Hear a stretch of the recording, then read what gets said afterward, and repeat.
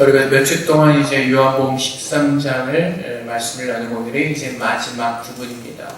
그 13장 1절 말씀을 보면은 6월절에 예수께서 자기가 세상을 떠나 아버지께로 돌아가실 때가 이른 줄 아시고, 또 3절 말씀에서도 저녁 먹는 중 예수는 아버지께서 모든 것을 자기 손에 맡기신 것과 또 자기가 하나님께로부터 오셨다가 하나님께로 돌아가실 것을 아시고, 우리 주님께서는 이 땅에 죽으러 오셨습니다. 그 이유는 예수님이 죽으심으로 말미암아 우리의 모든 죄가 속량을 받기 때문에 그렇습니다.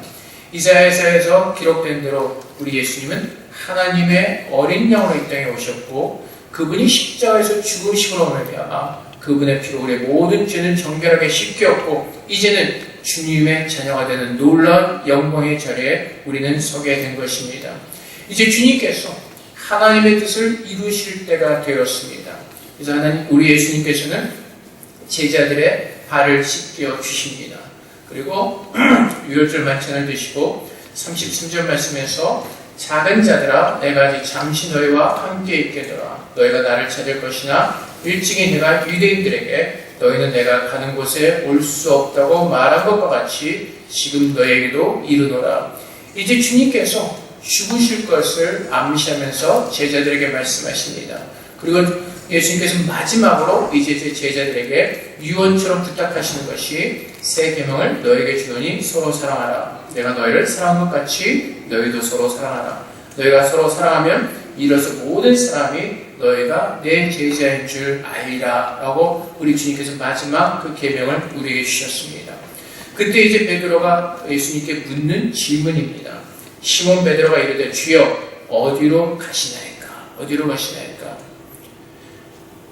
우리 주님 앞에 서서 주님이 걸어가시는 길을 우리는 구할 때가 있습니다. 주님이 걸어가신 길을 우리도 걷기를 원합니다. 그래서 우리가 기도할 때 주여 어디로 가십니까? 우리가 어디로 가면 됩니까? 우리가 주님 앞에 이런 베드로와 같은 동일한 기도를 올려드릴 때가 있습니다.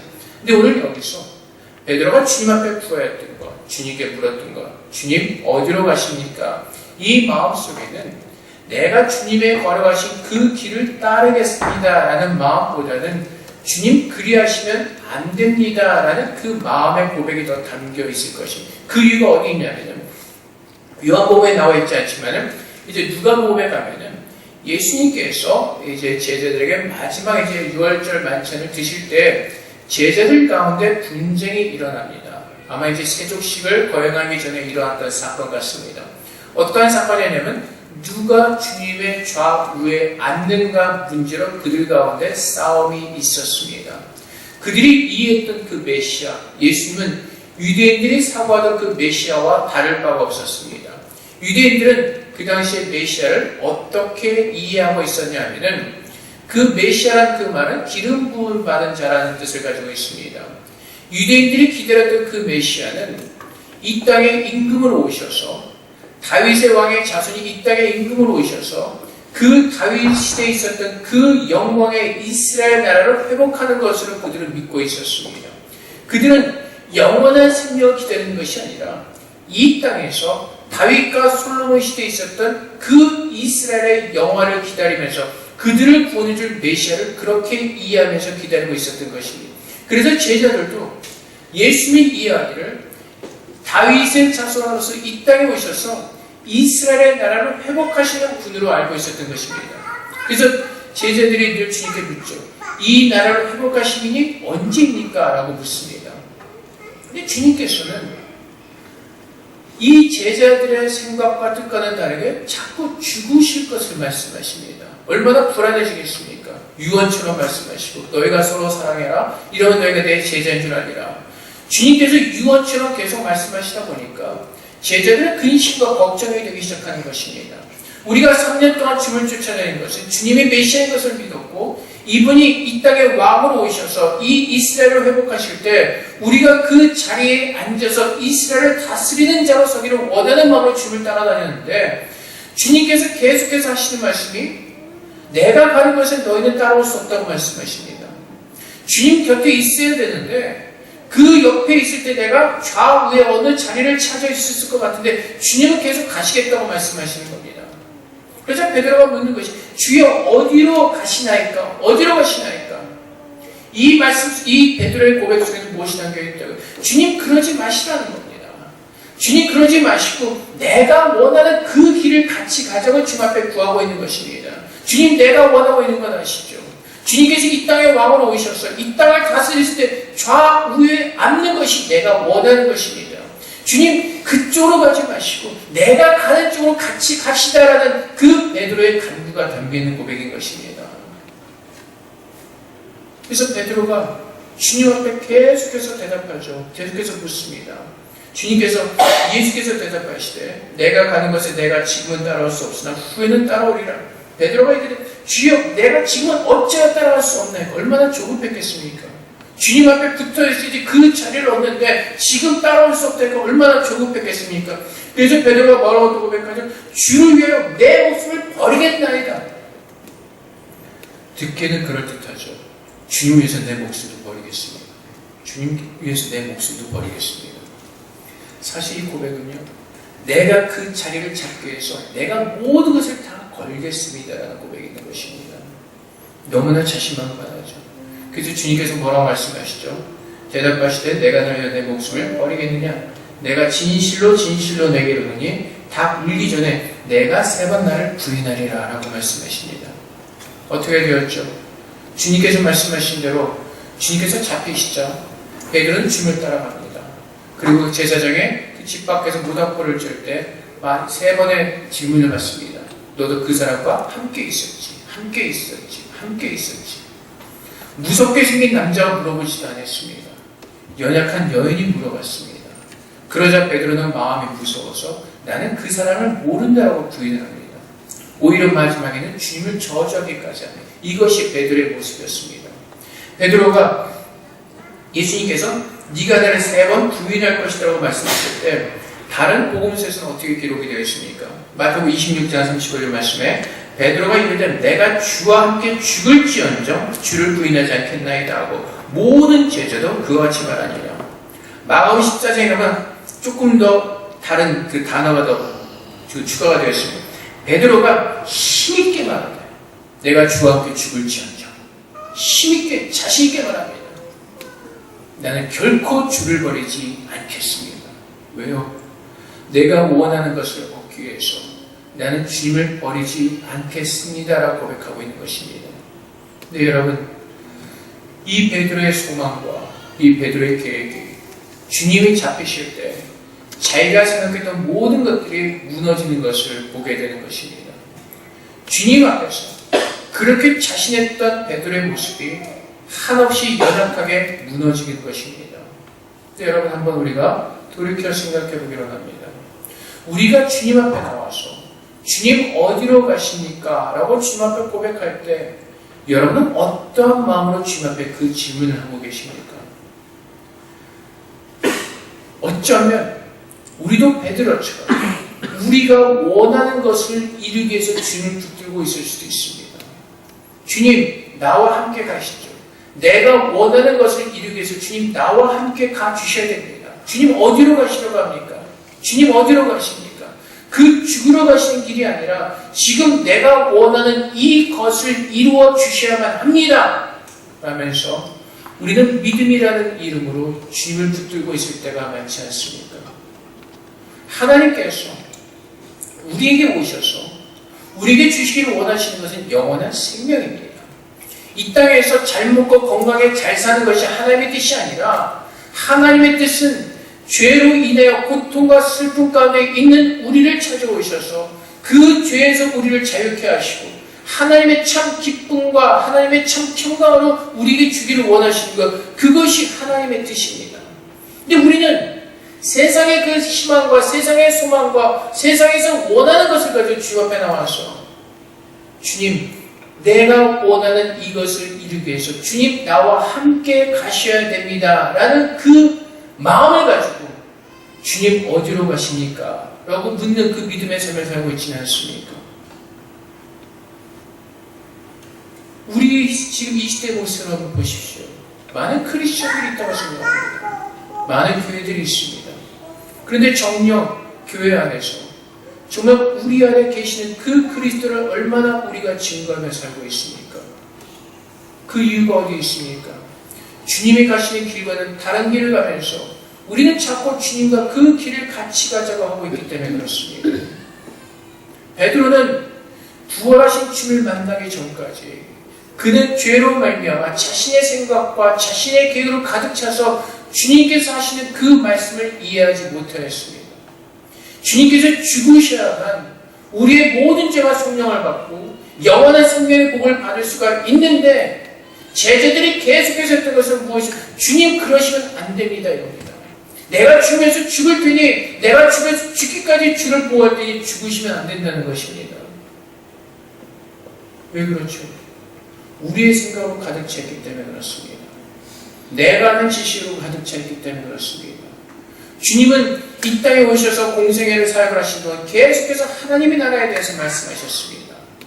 주님께서 이 땅에서 죽으셔야지 이 세상에 하나님의 참 은혜가 임할 것임을 제자들에게 말씀하셨습니다. 그때 베드로가 한 고백이 무엇이죠? 주님 절대로 그런 일이 주님께 일어나서는 안 됩니다 라고 말합니다. 그 대답을 하고 베드로는 주님 앞에 책망을 듣습니다. 우리가 주님의 뜻을 구한다고 하면서도 주님의 뜻 가운데 그 길을 걸어가기를 원한다고 하면서도 주님 어디로 가십니까? 내가 주님 어떤 길을 걸어가야 합니까? 라고 묻는 그 물음의 그 질문 속에서 우리는 때로는 우리의 원하는 것과 우리의 소망을 버리지 못하고 주님을 우리가 걸어가는 그 길로 끌고 가려고 하는 것입니다. 베드로는 또한 그의 제자들은 주님을 따라가는 것 같았지만 계속해서 그들의 모습은 무엇이죠? 주님이 죽으러 가시는 그 길을 방해하고 있습니다. 그리하시면 안 됩니다. 그렇게 할 수는 절대로 그런 일이 있어서는 안 됩니다. 이것이 베드로의 질문의 요점이었습니다.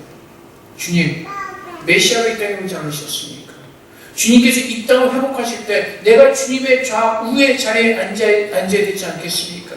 주님 이대로 가시면 어떻게 합니까? 도대체 어디로 가시겠다는 말씀입니까? 라는 그 질문이 오늘 베드로가 주님 앞에 드리는 질문입니다. 주여 어디로 가십니까? 넘어올 수 없다. 아니요, 갈 수 있습니다. 제 목숨을 다해서라도 주님을 쫓아가겠습니다. 이것이 오늘날 세상을 사는 사람의 모습 아닙니까? 우리의 성공을 위해서라면 우리의 수단과 방법을 가리지 않고 내가 그렇게 살겠습니다 라고 사는 것이 오늘 이 시대를 살아가는 사람들의 모습이 아닙니까? 주님께서 오늘 우리에게 주시는 말씀이 무엇입니까? 정령으로 주님의 길을 따르려면 죽어야 된다는 것입니다. 내가 죽어야지 그 주님의 길을 걸어갈 수가 있다는 것입니다. 주님께서 지난주에 주신 말씀이 무엇이죠? 서로 섬기라고 말씀하십니다. 그 섬기는 삶을 살기 위해서 어떻게 된다고? 나는 죽어야 된다는 것입니다. 그래서 주님께서 우리에게 주신 말씀이 내 자신을 부인하고 너희 십자가를 지고 나를 쫓으라고 말씀하십니다. 내가 살아서는 내 자신이 살아서는 상대방을 주님께서 우리를 사랑하신 것처럼 사랑할 수가 없기 때문에 그렇습니다. 주님께서 이 땅에 오실 때 어떻게 오셨다고요? 빌립보서에서 증거하는 말씀처럼 하늘의 모든 보좌와 영화를 다 내려놓으시고 죄인된 인간의 모습으로 낮아지셔서 그 사랑하는 마음으로 우리를 찾아오셨다고 말씀하십니다. 하나님의 사랑은 자기를 버리는 사랑입니다. 내 자신을 내어주는 삶인 것입니다. 우리가 내 자신을 부인하지 않으면 나부터 먼저 생각하는 것이 인간의 죄의 본성입니다. 죄가 뭐라고요? 도덕적인 그 죄를 말하는 것이 아니라 내가 왕이 되는 것입니다. 내가 최고가 되는 것입니다. 그것이 죄의 본성입니다. 그렇기 때문에 우리는 그 수많은 죄의 모양들을 드러내면서 사는 것입니다. 그래서 우리의 죄의 본성대로 살아갈 때 우리는 우리의 것을 더 챙길 수밖에 없습니다. 내 자식, 내 남편, 우리 교회. 그래서 결국은 무엇이죠? 나라는 울타리를 쌓고 우리는 그 안에 있는 사람들만 사랑하게 되는 것입니다. 근데 주님께서 말씀하시는 것은 무엇이죠? 그 벽을 허물고 원수까지도 사랑하는 그 사랑의 모습대로 살아가라고 주님께서 우리에게 말씀하고 계시는 것입니다. 그것이 주님께서 우리에게 주시는 말씀이고 그 길이 우리가 걸어가야 될 그 길인 것을 주님께서 말씀하십니다. 그래서 주님께서 베드로에게 말씀하시죠. 예수께서 대답하시되 36절 말씀, 내가 가는 것에 내가 지금은 따라올 수 없으나 후에는 따라오리라 라고 말씀하시죠. 왜 지금은 갈 수 없고 후에는 따라갈 수가 있죠? 베드로가 오늘 이 질문을 주 앞에 드릴 때까지는 하나님의 그 영생의 삶이 무엇인지를 몰랐습니다. 주님께서 말씀하시는 그 메시아의 회복이 무엇인지를 몰랐습니다. 그는 십자가에 달려 돌아가신 그 예수 그리스도를 바라보면서 실망과 좌절과 그 마음의 고통 가운데 빠졌을 것입니다. 하지만 부활하신 그 예수 그리스도를 만난 후에 참 소망이 생기는 것입니다. 예수님께서 말씀하신 그 영생의 복이 무엇인지를 부활하신 주님을 만남으로 인하여서 베드로는 그가 생각했던 모든 것이 틀렸음을 깨닫고 참 하나님을 만나고 참 영생의 의미를 깨닫고 그는 변하게 되는 것입니다. 부활하신 주님을 만났을 때 주님께서 베드로에게 다시 나타나셨을 때 베드로는 어떠한 모습으로 있었죠? 업으로 있었습니다. 고기를 잡고 있었습니다. 주님께서 십자가에 달려 돌아가신 후에 베드로는 모든 것이 자포자기해 버렸습니다. 희망이 없었습니다. 소망이 없습니다. 그래서 뭐라고 고백하죠? 나는 이제 고기나 잡으러 가야겠다. 그래서 어부의 삶으로 돌아가서 살고 있었습니다. 부활하신 주님께서 고기를 잡던 그 베드로에게 나타나시죠. 그분이 주님이신 것을 알고 베드로는 그냥 바다로 뛰어들어서 주님 앞에 나갑니다. 그리고 주님과 함께 아침 식사를 한 후에 주님께서 베드로에게 말씀하십니다. 요한복음 21장 15절부터 19절 말씀에 그들이 두 번 먹은 후에 예수께서 시몬 베드로에게 이르시되 요한의 아들 시몬아 내가 이 사람보다 나를 더 사랑하느냐 하시니 이르되 주님 그러하나이다. 내가 주님을 사랑한 줄 주님께서 아시나이다. 이르시되 내 어린 양을 먹이라 하시고 또 두 번째 이르시되 요한의 아들 시몬아 내가 나를 사랑하느냐 하시니 이르되 주님 그러하나이다. 내가 주님을 사랑한 줄 주께서 아시나이다. 이르시되 내 양을 치라 하시고 세 번째 이르시되 요한의 아들 시몬아 내가 나를 사랑하느냐 하시니 주께서 세 번째 내가 나를 사랑하느냐 하심으로 베드로가 근심하여 이르되 주님 모든 것을 아시오매 내가 주님을 사랑한 줄을 주님께서 아시나이다. 예수께서 이르시되 내 양을 먹이라. 내가 진실로 진실로 내게 이르니 내가 젊어서는 스스로 띠뛰고 원하는 곳으로 다녔거니와 늙어서는 내 팔을 벌리니 남이 내게 띠뛰고 원하지 아니하는 곳으로 데려가리라. 이 말씀을 하시면 베드로가 어떤 죽음으로 하나님께 영광을 돌릴 것을 가리키시미로라. 이 말씀을 하시고 베드로에게 이르시되 나를 따르라 하시니 베드로의 모습이 바뀌었습니다. 부활하신 주님을 만나기 전에는 자기 자신으로 굉장히 넘쳐 있었습니다. 주님 나는 주님을 끝까지 쫓을 것입니다. 나는 죽기까지 주님을 쫓아갈 것입니다. 자신만만한 베드로였습니다. 하지만 예수를 세 번이나 부인한 과거에 있는 그 베드로, 십자가에 달리신 그 예수 그리스도를 바라보고 실망하고 업으로 돌아갔던 그 실패한 베드로의 모습, 부활하신 주를 만났을 때 그는 주님이 누구신가를 깨닫게 되고 그분이 말씀하신 것이 무엇인가를 깨닫게 되었을 때 이제 주님 앞에 어떤 모습 변하죠? 주님 앞에 모든 것을 맡기는 겁니다. 내가 너를 사랑하느냐? 주님께서 아십니다. 내가 사랑하느냐? 주님께서 아십니다. 주님께서 아십니다. 세 번 질문 받을 때 베드로는 그 과거가 생각났겠죠. 얼마 되지 않은 그 과거. 주님을 부인하며 세 번이나 부인하며 자신만만했던 그가 주님의 말씀대로 세 번이나 부인하며 저주했던 자신의 그 어리석은 모습이 생각나서 근심하며 주 앞에 대답합니다. 주님께서 아십니다. 주님께서 아십니다. 그러자 주님께서 뭐라고 말씀하시죠? 너는 나를 따르라. 너는 나를 따르라. 이때서야 주님께서는 베드로에게 너는 나를 따르라고 말씀하시는 겁니다.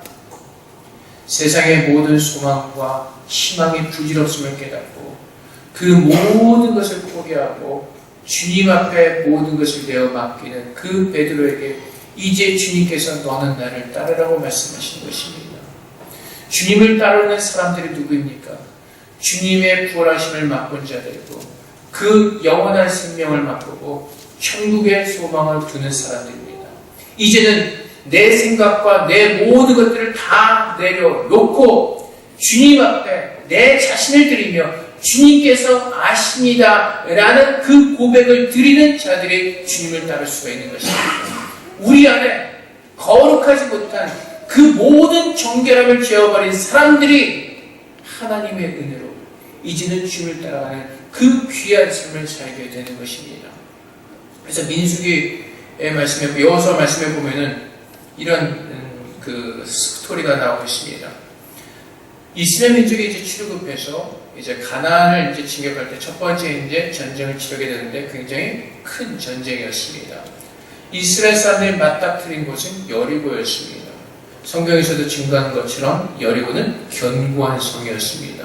그 뜻은 성을 함락하기가 쉽지 않다는 것입니다.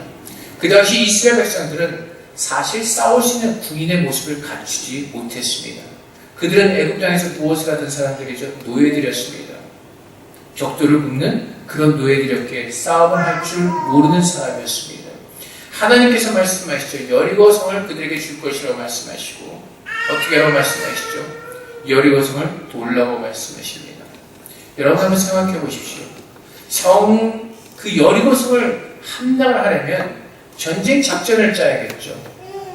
제갈 공격과 같은 엄청난 그 작전 계획을 못 산다 할지라도 최소한의 작전은 짜야 되지 않겠습니까? 스파이를 보내서 어디가 좀 약하고 어디를 공격하기가 더 쉽겠다라는 작전을 짜야 됐을 것입니다. 근데 주님께서 말씀하신 것은 무엇이죠? 성을 돌라는 겁니다. 일곱째 되는 마지막 날에 나팔을 불면 그 성이 무너질 것이라고 말씀하십니다. 이스라엘 누구도 그 말씀을 의심하지 않고 돌았습니다. 마지막 날에 주님께서 말씀하신 대로 여리고 성이 무너지는 것을 그들은 목격하게 됩니다. 근데 여러분 그 다음이 문제입니다. 그런 하나님의 기적을 체험하면 우리는 하나님 앞에서 더 겸손하게 엎드려야 되는데 이스라엘 사람들은 어떻게 되죠? 기고만장하게 되었습니다. 그래서 여호수아 7장 1절부터 보면은 이스라엘 자손들이 온전히 바친 물건으로 말미암아 범죄하시니 이는 유다 지파 세라의 증손 삽디의 손자 갈미의 아들 아간이 온전히 바친 물건을 가졌습니다. 여호와께서 이스라엘 자손들에게 진노하시니라. 여호수아가 여리고에서 사람을 베델 동쪽 베다웬 곁에 있는 아이로 보내며 그들에게 말하이르되 올라가서 그 땅을 정탐하라 하며 그 사람들이 올라가서 아이를 정탐하고 여호수아에게로 돌아와 그에게 이르되 백성을 다 올라가게 하지 말고 2-3천 명만 올라가서 아이를 치게 하소서. 그들은 소수이니 모든 백성을 그리로 보내어 수고롭게 하지 마소서 하므로 백성 중 3,000명씩 그리로 올라갔다가 아이 사람 앞에서 도망하니. 무슨 말씀인지 아시겠습니까? 그 견고한 여리고성을 물리친 이스라엘 백성들이 기고만장해진 것입니다.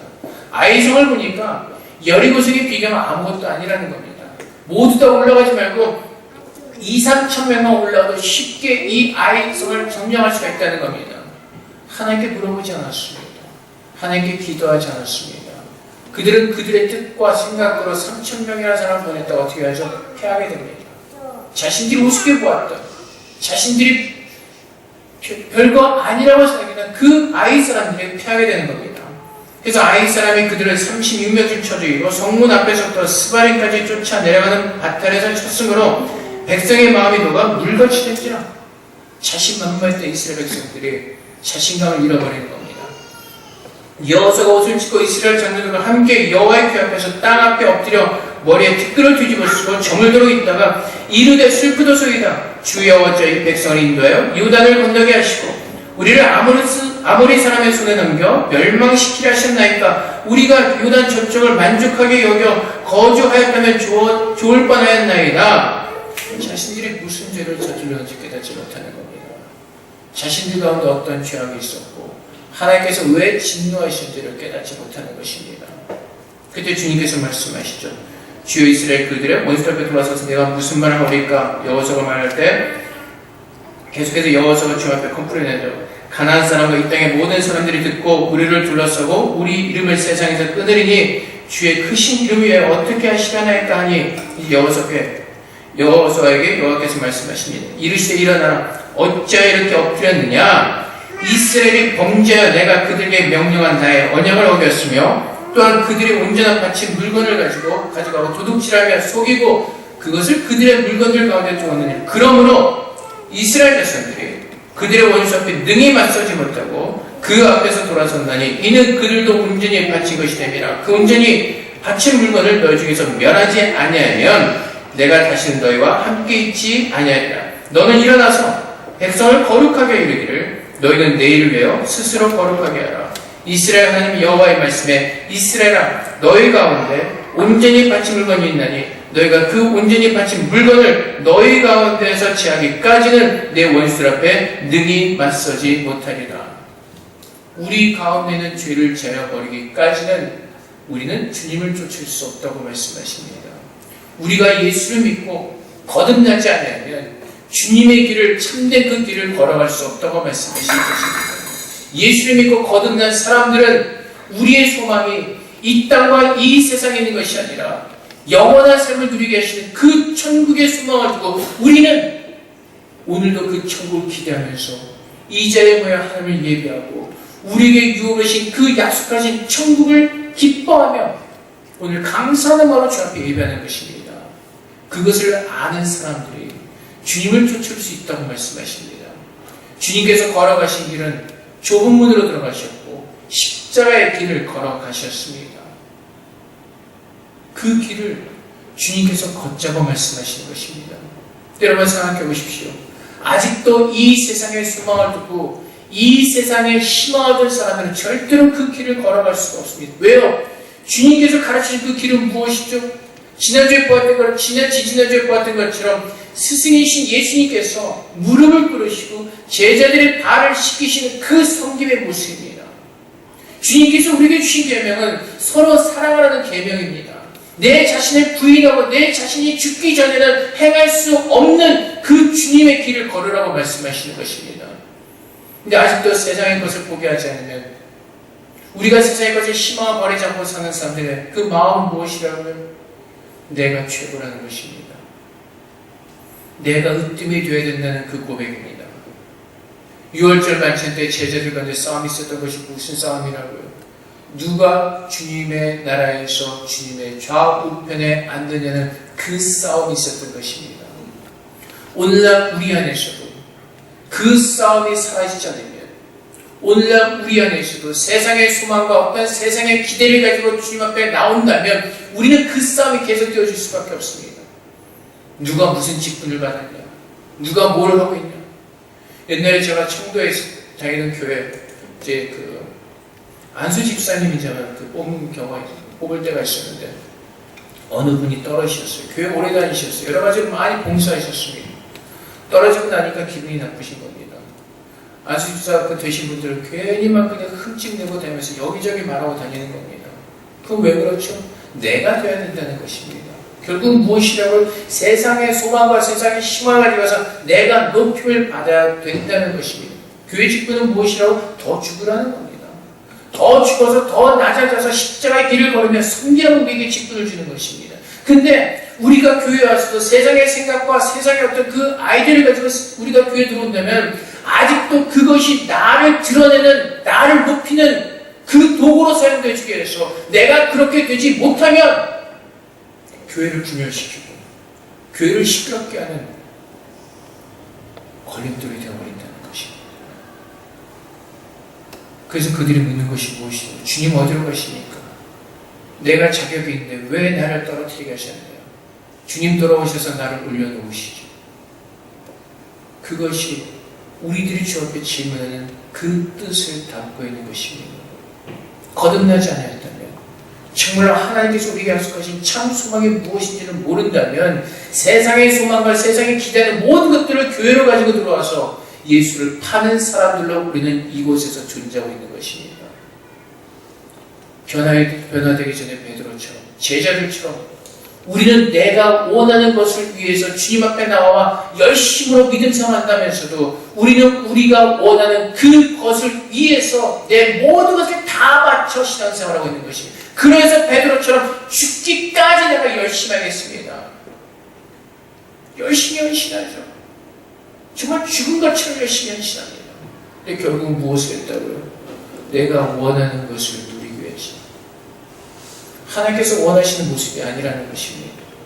하나님께서 원하시는 것은 죽고 예수 그리스도만이 우리 안에서 존귀케 되어지고 예수 그리스도의 뜻만이 우리 안에서 증거되어지는 그 삶을 살라고 말씀하십니다. 왜요? 그것이 교회이기 때문에 그렇습니다. 주님께서 교회의 머리시기 때문에 그렇습니다. 이제 내가 예수를 믿고 거듭난 사람이고 거듭남의 은혜가 무엇이고 우리가 받은 축복이 무엇인지를 깨닫는다면 우리가 주님 앞에 기도할 때 주님 어디로 가시나이까? 라는 그 질문은 주님의 걸어가신 그 길을 내가 밝히 보게 하시고 내가 믿음으로 순종하며 그 길을 걷기를 원합니다. 라는 그 충성된 순종의 진심의 고백이 담긴 그 마음으로 주님의 길을 물어봐야 되는 것입니다. 그 길이 좁은 문으로 들어가는 길, 그 길이 십자가의 가시밭의 길을 건너가는 그 길이라 할지라도 저는 주님이 나의 생명이심을 믿고 주님이 걸어가신 그 길을 주님과 동행하기를 원합니다. 내가 주님과 함께 끝까지 하나님께서 나에게 약속하신 그 천국으로 내가 가기를 원합니다. 그 소망의 마음으로 주님의 길을 묻고 물으며 주님의 인도하심을 따라 우리는 오늘도 내 안에 있는 모든 죄악된 것들을 제하여 버리며 주님의 길을 쫓아가야 되는 것입니다. 그것이 이 땅에서 살고 있는 크리스천들에게 말씀하시는 하나님의 말씀이기 때문에 그렇습니다. 하나님의 뜻이기 때문에 그렇습니다. 우리가 성경 공부 때 배웠던 것처럼 하나님께서 우리를 향하신 그 가장 큰 뜻은 무엇이죠? 하나님을 닮아가는 것. 그것이 하나님의 가장 큰 뜻이라고 말씀하십니다. 큰 능력, 주님을 닮아가는 것이 능력입니다. 죄악의 본성으로 가득했던 우리가 이제는 예수 그리스도의 능력으로 하나님을 닮아가는 것, 그것이 하나님의 능력입니다. 근데 요즘에는 하나님의 능력에 오해되어지고 우리의 원하는 것과 우리의 욕심과 우리가 기대하는 모든 것들을 다 교회로 가지고 들어와서 그 길이 하나님의 길이라고 착각하면서 걸어갈 때가 너무나 많이 있습니다.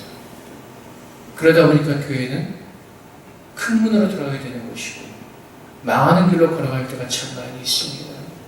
그래서 주님께서 말씀하신 것처럼 날마다 우리가 주님 안에서 깨어있지 않으면 우리도 모르게 우리의 그 넓은 길을 걸어가면서 주님과 함께 그쪽으로 가지고 주님을 이끌어갈 때가 많이 있다는 것입니다.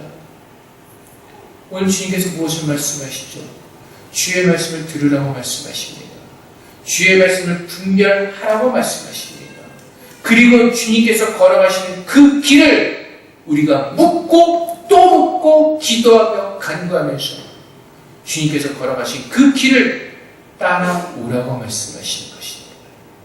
그래서 여호와는 나의 목자시오 그분이 함께 하시면 내가 부족함이 없다는 고백입니다.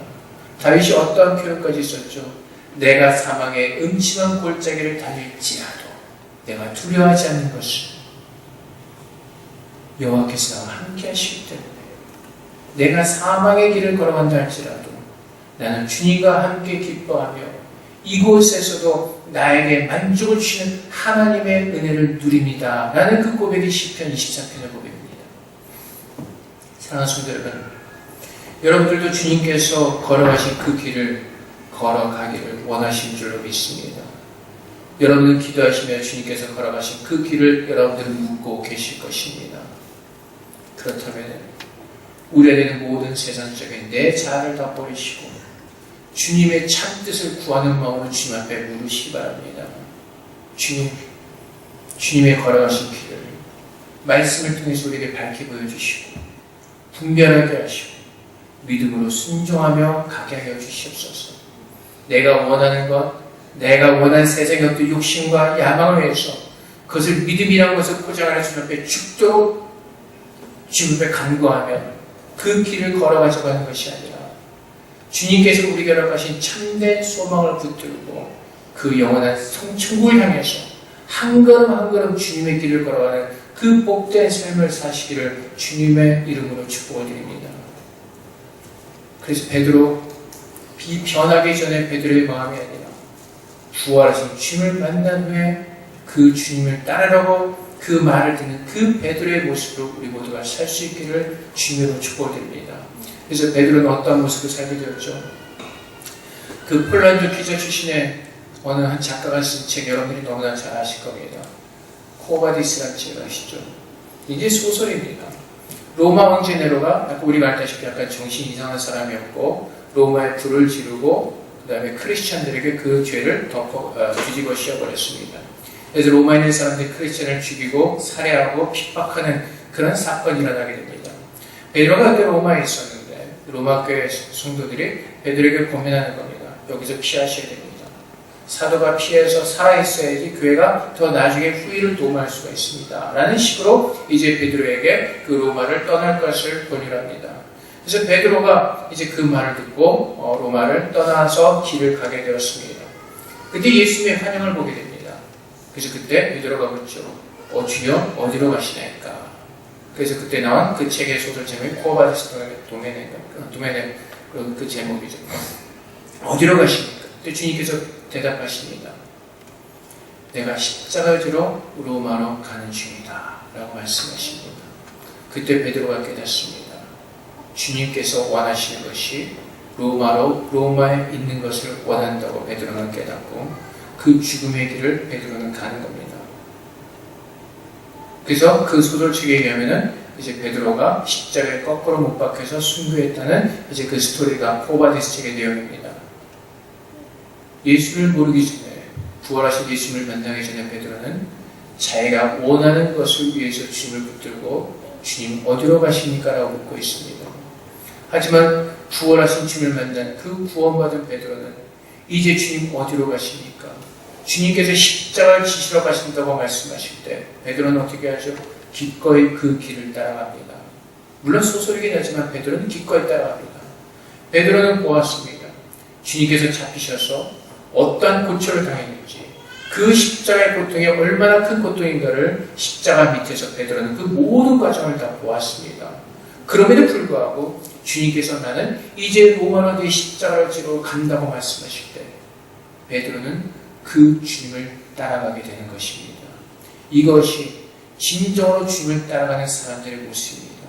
내가 원하는 것이 아닌 주님께서 원하시는 그 길을 걸어가는 것, 그것이 진정으로 예수를 믿는 사람들이고 그것이 진정으로 주님의 길을 걸어가는 사람들의 모습인 것입니다. 내 생각을 앞세우고 내가 원하는 것을 앞세우는 것이 아니라 주님께서 기뻐하신 것이 무엇인지를 분별하고 그분의 길을 그분과 함께 걸어가는 것, 그것이 진정으로 주여 어디로 가시나이까? 라고 주님 앞에 묻는 참된 크리스찬들의 태도이고 삶의 모습일 것입니다. 사랑하는 성도 여러분, 정말 겸손하고 더 낮아진 마음으로 우리의 빛 되시고 우리의 인도자가 되시는 주님 앞에 나가셔서 구하시기 바랍니다. 주여 어디로 가시나이까?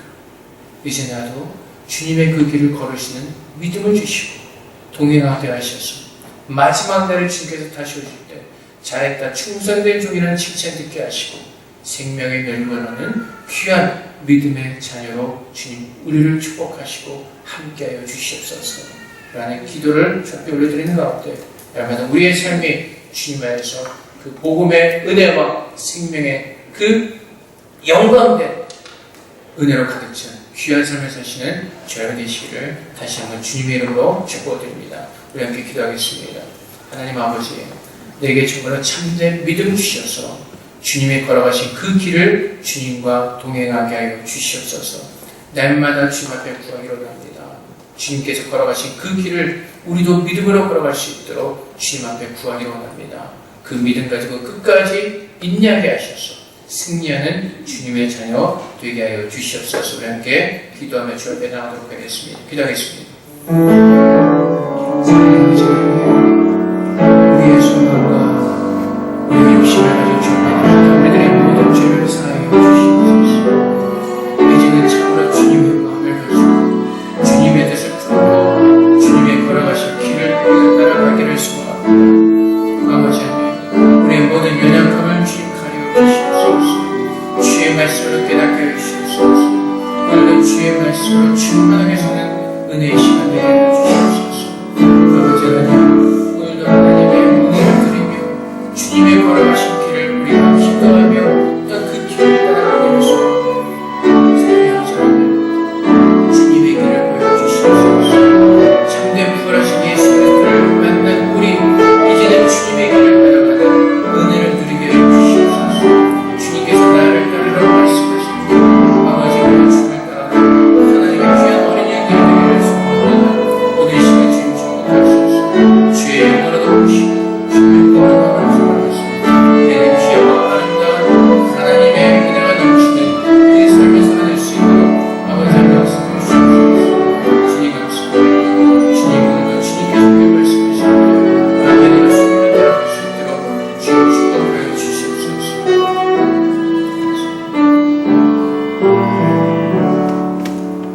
우리를 사랑하신 아버지 하나님, 주님 앞에 구합니다. 부활하신 주님께서 베드로를 만나주시고 나를 따르라고 말씀하신 것처럼 오늘도 주의 음성을 듣는 주님의 자녀 되게 하여 주시옵소서. 이제 우리의 모든 것을 다 버리고 나를 따르라고 말씀하시는 주님의 길을 걸어가기를 소망합니다. 주님께서 우리에게 말씀하신 것처럼 우리 자신을 부인하고 우리 십자가를 지고 주님께서 우리를 사랑하신 것처럼 서로 사랑하며 섬기는 그 십자가의 길을 우리가 걸어가기를 소망합니다. 그것이 영원한 생명을 받은 은혜를 아는 사람들의 모습이고 그것이 주님의 제자의 모습이기 때문에 그렇습니다.